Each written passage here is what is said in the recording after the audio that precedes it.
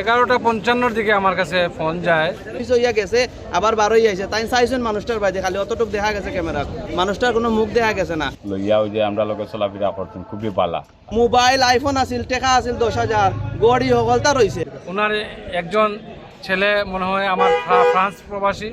আমরা তীব্র অগু প্রতিবাদ জানাইলাম যে অগু যেমন পাড়া মহল্লা যারা আছে সবে মিলিয়া অগু বিচারটা চাই, কে মারছে কিতার লাগি মারছে অতটা জানতে সুষ্ঠু বিচার চাই।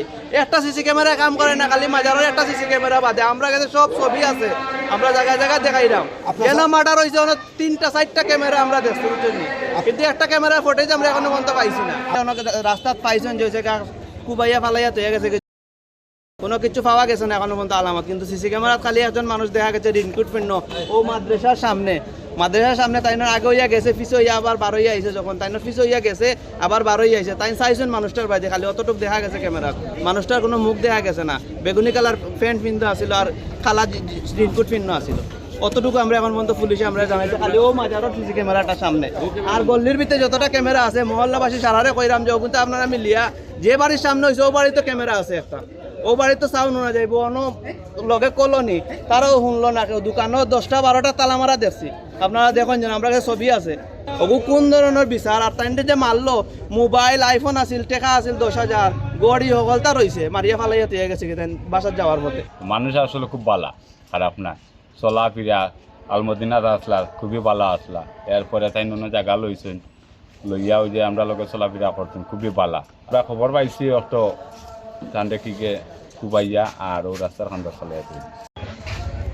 লেনদেন থাকে, ইয়েও থাকে, ওনার পরিবার আছে এবং আমরা মাজার মার্কেটর ব্যবসায়িক একটা কমিটি আছে।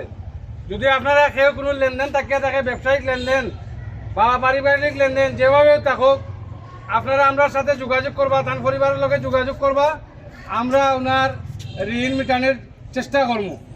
আর আল্লাহর বাস্তে যদি তাই চলার পথে কোনো ভুল ত্রুটি করিয়া তখন তাহলে আল্লাহর বাস্তে সবে মাফ করিয়া দিলাইতা।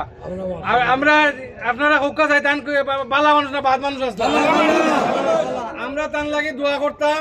আমার কাছে তো লাগে না আসলে মনে হয় এই সাইডে দেখিয়া না থানোর, যদি থানোর বাড়ি করে থাকিয়া থাকে কোনো একটা শত্রু সেও হইতে পারে। আমি এই সাইডের মধ্যে দেখিয়া না ইলা থানোর শত্রু, ওখানে সব বাই এর মধ্যে থাইন ফোন থেকে আইয়া কোনো জায়গা লইয়া সাফরান মাজারর থাইন ব্যবসায়ী একটা সদস্য পরিবারের 2 ফুয়া 2 ফুয়া। 11:55 দিকে আমার কাছে ফোন যায় যে মাজারের পাশে একটা নৃশংস ঘটনা ঘটেছে। আমি সাথে সাথে ছুটে আসি, এসেই আমি দেখি প্রশাসনের ঊর্ধ্বতন কর্মকর্তারা এখানে এসেছেন, ওনারা এটার নিয়ে কাজ করছেন। এরপরে আমরা এখানে সমস্ত রাত্রেই অবস্থান নেই, এখনও প্রশাসনের লোকজন ঊর্ধ্বতন কর্মকর্তারা এখানে উপস্থিত আছেন। ওনারা এই নৃশংস হত্যাকাণ্ডের রহস্য উদ্ঘাটনে তৎপর রয়েছেন। আমরা আশা করছি ওনাদের তৎপরতার মাধ্যমে বেরিয়ে আসবে প্রকৃত খুনি। উনি মাজারে ব্যবসায়ী হিসাবে কারোর সাথে, আমার জানা মতে কারোর সাথে কোনো লেনদেন নিয়ে ওনার কোনো সমস্যা নেই। ওনার পারিবারিক অবস্থানও খুব ভালো।